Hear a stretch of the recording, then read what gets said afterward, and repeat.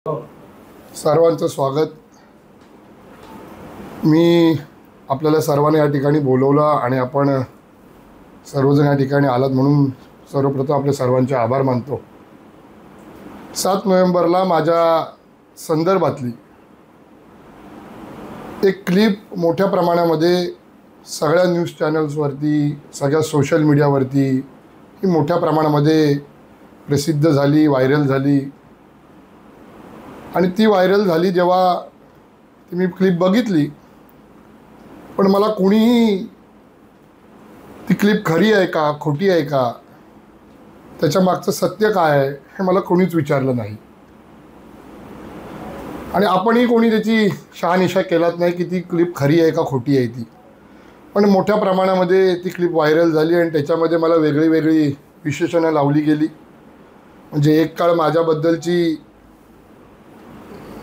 एक प्रतिमा आपण सर्वांनीच वैयक्तिक चर्चेतनं की बाबा मी कितीही जरी आक्रमक असलो, चिडलो असलो तरी देखील मी चुकीच्या पद्धतीने वागत नाही, माझ्या चुकीच्या पद्धतीने माझ्या तोंडातून शब्द जात नाही, अशी आपणच सर्वांनी माझी प्रतिमा केली। पण त्या व्हिडिओमध्ये जर आपण बघाल किंवा त्या जे काही बातम्या आणि त्याला जी काही टॅगलाईन लावल्या गेल्या त्याच्यामध्ये दबंगगिरी, दादागिरी, भाईगिरी, गुंडगिरी अशा प्रकारच्या वेगवेगळ्या मला टॅगलाईन लावल्या गेल्या। अर्थात काय तेवढ्याच एका बाजूनीच त्या बातम्या झाल्या असं काही म्हणण्याचं कारण नाही, कारण दुसऱ्या बाजूनी काही पत्रकारांनी, काही मीडियानी, काही सोशल मीडियानी माझी देखील बाजू वेगळ्या पद्धतीने जी सत्य काय असेल ती मांडण्याचा प्रयत्न केला, त्यांनी ती मांडली। पण मुळात तिचं झालं काय, खरं काय, खोटं काय हे आपल्यापर्यंत कुठंच पोचलं नाही आणि म्हणून आजची ही प्रेस या ठिकाणी मी घेतोय। मी सुरुवातीलाच आपल्या सर्वांना सांगतो की विजय केमिकल्स लोटे या लोटेमधले जी विजय केमिकल्स आहे तिथे त्यांच्या नवीन प्लांटचं काम चालू आहे। मी स्वतः सिव्हिल इंजिनियर आहे, माझी स्वतःची प्रायव्हेट लिमिटेड कंपनी आहे, मी त्या कंपनीमध्ये डायरेक्टर आहे आणि सातत्याने मी कामं करून माझी कंपनी चालवण्याचा मी नेहमीच प्रयत्न करत असतो। मग ती गव्हर्नमेंटची कामं असू देत, नाही तर प्रायव्हेट कामं असू देत, नाही तर प्रायव्हेट कन्स्ट्रक्शन असू देत, हा माझा मी व्यवसाय म्हणून त्या ठिकाणी करतो। आणि त्याचप्रमाणे रीतसर मला त्या विजय केमिकल्स लोटेची मी वर्क ऑर्डर घेऊन मी ते काम मिळवलेलं आहे आणि ती वर्क ऑर्डर आज माझ्या या ठिकाणी हातामध्ये पण आहे की मी ते काम टेंडर भरून मी त्या ठिकाणी ते काम मिळवलं आहे। आता हे काम मिळवत असताना याच कंपनीच्या विजय केमिकल्सचंच काही महिन्यापूर्वी आणखीन एक टेंडर निघालं होतं, ते डिसमेंटलिंगचं होतं। ते डिसमेंटलिंगचं टेंडर मी कोट केलं, माझा कोट हा हायर साईडला आला, मला न देता त्या कंपनीने लोअर साईडच्या ज्या व्यक्ती होती, जी कोणी टेंडर होता, ज्याची कोणाची बीड होती त्याला ते काम दिलं। मी जाऊन काही दंगा नाही केला कंपनीत, मी जाऊन काय राडा नाही केला कंपनीत, मी जाऊन कोणाचं काम नाही बंद पाडलं। तर ठीक आहे, हा व्यवसाय आहे, ह्याच्यात कॉम्पिटिशन्स हे होत असतात, सगळीच कामं मला मिळतील अशी काही अपेक्षा असणं चुकीचं आहे आणि म्हणून मी शांत राहिलो। ते काम तिथल्याच कोणीतरी व्यक्तीने केलं, मला माहितीही नाही कोणी केलं। तदनंतर हे काम त्यांच्या नवीन प्लांटच्या इलेक्शनचं आलं, मी रीतसर ते काम भरलं आणि मी रीतसर त्या कामामध्ये बिलो असून मला ते काम त्या ठिकाणी मिळालं। आम्ही साधारण 25-26 ऑक्टोबरला ते काम चालू केलं आणि चालू केल्यावरती 26 ऑक्टोबरलाच त्या ठिकाणी एक व्यक्ती ज्याची आणि माझी काही संबंध नाही, मी त्याला पर्सनली ओळखत नाही, मी त्या व्यक्तीला कधी बघितलेलं नाही, पण ते त्या ठिकाणी तिथं आले। मी त्या साईटवरती त्यावेळेस नव्हतो, माझा इंजिनियर दर्शन शिंदे हा ती साईट बघतो, ती सांभाळतो, तो तिथे होता। तो तिथे आला, त्यांनी चौकशी केली की हे काम कोणाचं आहे, कोण करतं आहे, कसलं काम आहे वगैरे वगैरे वगैरे। आमच्याही माणसांनी चौकशी केली, तुम्ही कोण, आम्हाला विचारते तर तुम्ही कोण आहात, मी तुम्हाला ओळखली नाही, म्हणून त्यांनी नाव चौकशी वगैरे केली, त्यांनी सर्व काही विचारून घेतलं, तो विषय तिथं झाला। तदनंतर आमचं काम चालू झालं आणि साईटवरती जो काही डंपर आमचा येत होता, माल घेऊन येत होता, मटेरियल घेऊन येत होता, त्या डंपरला दुपारी साधारण 12-12:30ची वेळ असेल, त्या डंपरला अडवण्यासाठी हीच सचिन काते नावाची व्यक्ती त्या ठिकाणी आली. ड्रायव्हरला अडवलं. ड्रायव्हरने आमच्या इंजिनियरला सांगितलं, बाबासाहेब असं असं अडवत आहेत. दर्शन शिंदे तिथं गेला आणि त्यांनी विचारलं, तुमचा काय संबंध, हा डंपर अडवायचा, का अडवला आहेत? त्यांनी थोडीशी अरेरावीची भाषा केली, त्यांनी दादागिरीची त्या ठिकाणी भाषा केली, त्यांनी आम्ही कसे स्थानिक आहोत ह्याची भाषा केली आणि हे काम बंद करायचं, हे काम करायचं नाही, अशा प्रकारची अरेरावी त्यांनी केली. माझ्या इंजिनियरने सांगितलं, बाबांनो तुम्ही माझ्याशी बोलण्यापेक्षा तुम्ही आमच्या साहेबांशी बोला, ते तुम्हाला काय असतील ते तुमच्याशी चर्चा करतील, तुम्हाला जर काय यातलं काही काम पाहिजे असेल तुम्ही त्यांच्याशी बोला. त्यांनी सांगितलं, काम वगैरे काय नाही, ते काम ताबडतोब बंद करायचं, काम कोणाचंही असू दे, तुझ्या मालकाला सांग मला फोन करायला. ही त्यांची अशी उर्मटपणाची भाषा होती. मला माझ्या इंजिनियरने सांगितलं, म्हटलं दुर्लक्ष कर, असे कोणीतरी येतील आणि नाटकं करतील, तू लक्ष देऊ नकोस. त्यानंतर 31 ऑक्टोबरला हीच व्यक्ती सचिन काते हे त्या ठिकाणी तिथं आले. त्यांनी कामगारांना शिवीगाळ केली, दमदाटी केली, जीवे मारण्याची धमकी दिली आणि त्यांनी सांगितलं हे काम तात्काळ बंद करायचं. मी सांगितलेलं असताना तुम्ही काम चालू कसं ठेवलं? माझ्या इंजिनियरनी दर्शननी सांगितलं, साहेब काय संबंध, आम्हाला काम हे कंपनीने दिलं आहे, तुम्ही कंपनीशी बोला, तुम्ही आमच्याशी का बोलता, तुम्ही कंपनीशी बोला आणि जे काय ते मांडणं तुमचं कंपनीकडे मांडा, तुम्ही मला नका सांगू. आमचं काम आम्हाला कंपनीने दिलं, कंपनीने आम्हाला सांगितलं तर आम्ही हे काम बंद करू. त्यावेळेस त्याची भाषा होती सचिन काते या व्यक्तीची की हे आम्ही इथले स्थानिक आहोत आणि त्या ठिकाणी मी शिंदे गटाचा काहीतरी पदाधिकारी म्हणजे काही युवा सेनेचा काही उपजिल्हा प्रमुख का काहीतरी मी आहे आणि त्यामुळे आम्हाला विश्वासात घेतल्याशिवाय तुला काम करता येणार नाही. माझ्या इंजिनियरने अगदी प्लेनपणे म्हटला, साहेब विश्वासात म्हणजे काय, म्हणणं काय तुमचं सांगा ना. नाही तुम्हाला आम्हाला विश्वासात घेतल्याशिवाय ते काही करता येणार नाही आणि हे काय मी काही एकटा अशातला काय भाग नाही, ते तुम्हाला आम्हाला विश्वासात घ्यावं लागेल. माझा इंजिनियर म्हटला, ठीक आहे साहेब, तुमचं काय असली मशिनरी वगैरे लावायची तर सांगा, आपण लावू. तो विषय संपला. त्यांनी पुन्हा सांगितलं हे काम बंद करायचं, आमचा जोपर्यंत विचार केला जात नाही तोपर्यंत हे काम करायचं नाही, हे काम करायचं नाही. हे 31 ऑक्टोबरला झालं आणि 6 नोव्हेंबरला पुन्हा तो व्यक्ती त्या ठिकाणी अगदी आणखी दोन माणसं घेऊन आला. त्यांची नावं काहीतरी एक सचिन कालेकर आणि एक दुसरा काय रोहन कालेकर अशी त्या दोन व्यक्तींची नावं आहेत आणि त्यांना तो त्या ठिकाणी घेऊन आला आणि पुन्हा तेच त्यांनी उद्योग केला. त्यांनी माझ्या इंजिनियरला सोडून, इंजिनियरला तर बोललाच, परंतु त्याचबरोबर लेबर माझे जे कामगार तिथे आहेत त्यांना म्हटलं तुम्हाला जीवे मारून टाकीन, इथनं तुम्हाला सांगितलेलं ऐकायचं आणि हे काम ताबडतोब बंद करायचं, हे ताबडतोब बंद करायचं. दर्शनने आमचं विचारलं, तुम्हाला नक्की पाहिजे तरी काय, तुम्ही सारखे सारखे येता आणि तुम्ही माझं काम बंद करता, तुम्हाला नक्की काय पाहिजे ते एकदा सांगा ना, तुला काय सांगायची गरज आहे का काय पाहिजे, मला आम्हाला विश्वासात घेतल्याशिवाय काय करता येणार नाही. तो म्हटला विश्वासात घेऊ म्हणजे काय करू, तुमचे काही डंपर आहेत, काय आहे काय आहे सांगा, मशिनरी काय असेल ते आपण सांगू, आमच्या साहेबांना सांगतो आणि तुम्हाला ते लावतील तिथं तुमचे काय. छेचे म्हटला मला 10 लाख रुपयाची आमची मागणी आहे, ते 10 लाख रुपये आम्हाला इथं द्यायचे, इथं आम्ही स्थानिक आहोत, आमचा विचार केल्याशिवाय तुम्हाला काम करता येणार नाही. आमचा दर्शन म्हटला 10 लाख रुपये हे एवढे द्यायचे कुठनं आणि कशाबद्दल? त्याने काम करण्याकरता. साहेब हे बघा म्हटलं, तुम्ही जर मला सारखा सारखा त्रास देणार असाल तर हेच मला सगळं मला म्हटलं आमच्या साहेबांच्या कानावर घालावं लागेल. एकदा आता यापूर्वी मी घातलं आहे, त्यांनी दुर्लक्ष आम्हाला करायला सांगितलं, पण तुम्ही जर तसं म्हणणार असाल तर आम्हाला सांगावं लागेल. त्यांना एवढी गुरमी एवढी मस्ती त्या व्यक्तीला झालेली होती. त्यांनी सांगितलं तुला ज्याला सांगायचं त्याला सांग, तुला ज्याला सांगायचं आहे त्याला सांग आणि तुला झेपत नसेल तुझ्या साहेबाला इथं बोलव. ही यांची भाषा होती. त्यांनी फार सौम्यपणे नम्रपणे सांगितलं दर्शननी की आमचे जे साहेब आहेत ते उद्धव बाळासाहेब ठाकरे पक्षाचे जिल्हा प्रमुख आहेत विक्रांत जाधव आणि ते त्या ठिकाणी पक्षाच्या मिटिंगला गेलेत. आत्ता ते तुमच्यासाठी कुठनं येणार इथनं, ताबडतोब त्या ठिकाणी त्याला इथं बोलव, तर आता हा विषय सुटेल, नाहीतर मी तुझ्या आता लेबरना मारणार, मी तुझ्या लेबरला मारणार.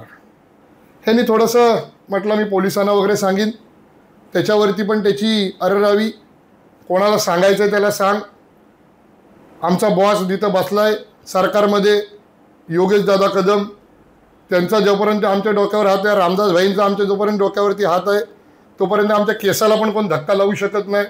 आणि हे काय 10 लाख काय माझे एकट्याचे नाही आहेत.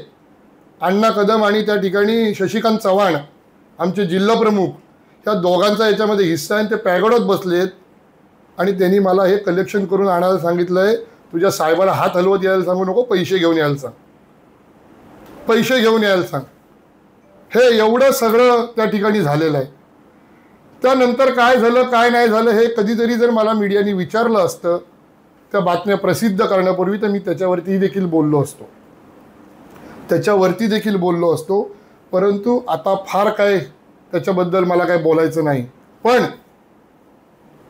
मी पण एक शिवसैनिक आहे. माझ्या वडिलांनी आमदार भास्कर जाधव साहेबांनी मला एक शिकवण दिलेली आहे की शांत राहा, नम्र राहा, याचा अर्थ गप्प राहा असं नाही.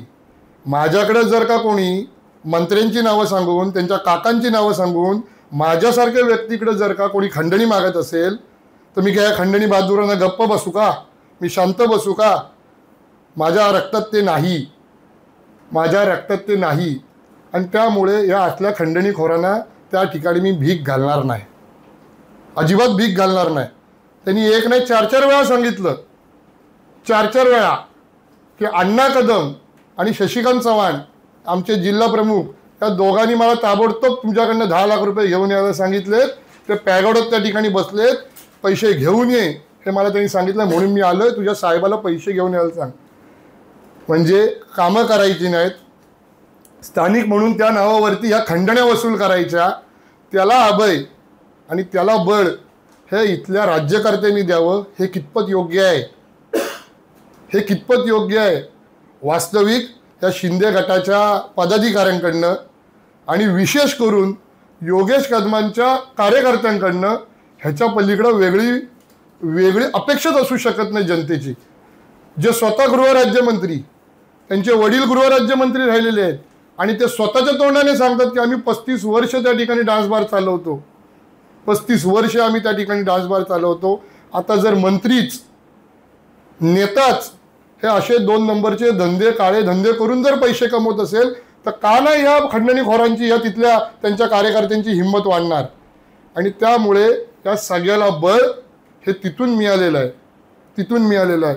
राहता राहिला विषय, माझ्यावरती केस झाली, माझ्यावरती केस केली गेली. मुळामध्ये हे सेक्शन्स काय आहेत? काल परवा त्या ठिकाणी महाडमध्ये एवढी मोठी मारामार झाली, मनसेच्या तालुका अध्यक्षाने इतक्या मोठ्या प्रमाणामध्ये मारहाण झाली, पण त्यांच्यावरती मारहाण होऊन पण त्या ठिकाणी त्यांच्यावरती सगळे बेलेबल सेक्शन्स लावले गेले. सगळे बेलेबल सेक्शन्स अटक झाली आणि सगळे सुटले. माझ्यावरती काय कलम लावली? ज्याची साधी NC व्हायला पाहिजे होती, ज्याची NC, त्याच्या जागी माझ्यावरती त्या ठिकाणी त्यांनी कलम लावून FIR दाखल केली. त्या सगळ्या विषयामध्ये आम्ही पण गेलो होतो. आम्ही देखील त्या ठिकाणी खेड पोलीस स्टेशनला गेलो. माझ्या वतीने, माझा इंजिनियर, माझ्या कंपनीच्या वतीने माझा इंजिनियर त्या ठिकाणी गेला आणि त्यांनी फिर्याद देण्याचा प्रयत्न केला. तिथले PI काय अहिर ना, विवेक अहिरे तिथले PI यांनी, त्यांच्याकडे जेव्हा आमची लोक गेली, म्हणजे माझा इंजिनियर गेला फिर्याद द्यायला, सगळी फिर्याद लिहून घेतली गेली, सगळी फिर्याद. आणि ती सगळी फिर्याद लिहून घेतल्यानंतर त्याच्यामध्ये जसं मी आत्ता धाडसाने सांगितलं, माझ्या इंजिनियरनी पण धाडसाने ती 2 नावं घेतली. एक जिल्हा प्रमुख शशिकांत चव्हाण आणि राज्यमंत्री योगेश कदमांचे सख्खे काका अण्णा कदम, चंद्रकांत उर्फ अण्णा कदम, ही 2 नावं त्यांनी घेतली. आम्हाला पोलीस स्टेशनमधनं त्या ठिकाणी लिहून देण्यात आलंय, त्याची कॉपी आहे, मी तुम्हाला देणार आहे सर्वांना. त्यांनी सुरुवातीला सांगितलं दुपारी 3 वाजता गेले, ते संध्याकाळी 7:30 वाजेपर्यंत माझा इंजिनियर तिथं होता. त्यांनी सांगितलं ही 2 नावं वगळा, मी तुमची फिर्याद घेतो. ही 2 नावं वगळा, ही सत्ताधारी पक्षाच्या लोकांची नावं आहेत, राज्यमंत्र्याच्या काकाचं नाव आहे, ही पुढाऱ्यांची नावं आहेत. मी पुढाऱ्यांचा मुलगा नव्हतो. वास्तविक तुम्ही लोकांनी पण माझ्याबद्दल न्यूज लावताना जिल्हा प्रमुख म्हणून लावला असतात तर मला अजिबात काय त्याचं वाटलं नसतं. त्याचा खुलासा मी केला असता. पण आमदारांच्या मुलग्याची दादागिरी, आमदारांच्या मुलग्याची, पण मी पण आमदारांचा मुलगा आहे. माझं नाव जेव्हा एका फिर्यादीमध्ये येत होतं त्याची शहानिशा करायला नको पाहिजे होती, किंवा त्यांनी आम्हाला सांगायला नाही पाहिजे होतं. आणि फिर्याद घेताना ती साधी NCची कलम आहेत, तुम्ही देखील अनुभवी आहेत, त्या NCच्या कलमांच्या जागी माझ्यावरती FIR दाखल केली गेलेली आहे, FIR. आणि आम्ही रीतसर पद्धतीनं त्या ठिकाणी खंडणीचा गुन्हा दाखल करा म्हणून सांगायला गेलो तर आम्हाला सांगितलं की त्या ठिकाणी अण्णा कदमनी आपले शशिकांत श्रीपद चव्हाण 2 नावं वगळा, मी तुमची त्या ठिकाणी खंडणीची केस दाखल करून घेतो. हे पोलीसच, राज्यमंत्री तर करतायत पण त्यांच्या हाताखाली राहून पोलीसच त्या ठिकाणी या खंडणीखोरांना अभय देण्याचं काम करतायत. आणि त्याचा पुरावा माझ्याकडे आहे, हा मी तुम्हाला देणारच आहे. हे मी लिहून आणलेलं आहे, पोलिसांचा त्याच्यावरती सही शिक्का आहे. त्यांनी तसं स्पष्ट लिहून दिलंय की त्या ठिकाणी तुम्ही यांची 2 नावं वगळा, अण्णा कदम आणि श्रीपद चव्हाण म्हणून या खंडणीच्या गुन्ह्यातनं वगळा, आपले शशिकांत चव्हाण या खंडणीच्या ह्याच्यातनं वगळा तर आणि तरच तुमचा मी गुन्हा दाखल करून घेईन. आमच्यासारख्या, मी एक पक्षाचा जिल्हा प्रमुख आहे, माझे वडील आमदार आहेत, आम्ही भलेही विरोधी पक्षात असू, ही अशा प्रकारची धाकधपटशाही आमचा गुन्हा नोंदवून घेतला नाही. वास्तविक हे आम्हाला तुम्हाला सांगतानाही कसंही होतंय की आमच्यासारख्या व्यक्तीचा जर गुन्हा नोंदवला जात नाही, सर्वसामान्य माणसाला काय त्रास देतच असतील हे पोलीस. आणि त्याच्यामुळे यांची खंडणी मागण्याची जी प्रथा पडली आहे त्या लोटे MIDC मध्ये, आणि विशेष करून शिंदे गटाकडनं ती बळावते. माझ्याकडे पत्र आहे, मी तुम्हाला देणारच आहे हे पत्र. शेवटी रात्री 12 वाजेपर्यंत इथं बसून आम्हाला ऑनलाईन त्या ठिकाणी ती कंप्लेंट दाखल करावी लागली. ऑनलाईन आम्हाला त्या ठिकाणी कंप्लेंट दाखल करावी लागली. आम्ही PI विवेक अहिरे यांच्या विरोधात पण त्या ठिकाणी SP कडे कंप्लेंट केलेली आहे. आणि त्याचबरोबर आमची त्यांनी केस घेतली नाही, आणि म्हणून ऑनलाईन पोर्टलवरती जाऊन आमची फिर्याद जी का आम्हाला म्हणायचं आहे ती देण्याचं काम, ती कंप्लेंट करण्याचं काम, ही दोन्ही नावं न वगळता, त्या पोलिसांच्या दादागिरीला न घाबरता ही दोन्ही नावं ठेवून त्या ठिकाणी आम्ही ते खंडणीचा गुन्हा दाखल करा म्हणून मागणी केली आहे. आणि त्या ठिकाणी PI विवेक अहिरे यांच्यावरती पण त्या ठिकाणी गुन्हा दाखल व्हावा, यांच्यावरती पण त्या ठिकाणी चौकशी लागावी आणि त्यांचं काय असेल ती कडक कारवाई व्हावी, अशा प्रकारचं पत्र आम्ही जिल्हा पोलीस अधीक्षक साहेबांना त्या ठिकाणी दिलेलं आहे. अपेक्षा आहे की त्याच्यामध्ये या दोन्ही विषयांमध्ये कोणत्याही दबावाला न बळी पडता, पोलीस त्या ठिकाणी ज्याप्रमाणे महाडमध्ये दबावाला बळी पडले आणि त्या ठिकाणी अजिबात गंभीर गुन्हा असून देखील साधे बेलेबल सेक्शन्स लावून अटक करून बेल करून दिली, त्या प्रकारे कोकणातले पोलीस, विशेष करून रत्नागिरी जिल्ह्यातले, जिथे ह्या अशा प्रकारच्या गोष्टी घडत नाहीत, त्याला फार दबावाला बळी पडणार नाहीत आणि या दोन्ही गोष्टीकडे गांभीर्याने लवकरात लवकर बघतील आणि त्या ठिकाणी त्यांच्यावरती कडकची कडक कारवाई करतील, ही अपेक्षा त्या ठिकाणी मला आहे. माझं म्हणणं मी आपल्यासमोर मांडलेलं आहे.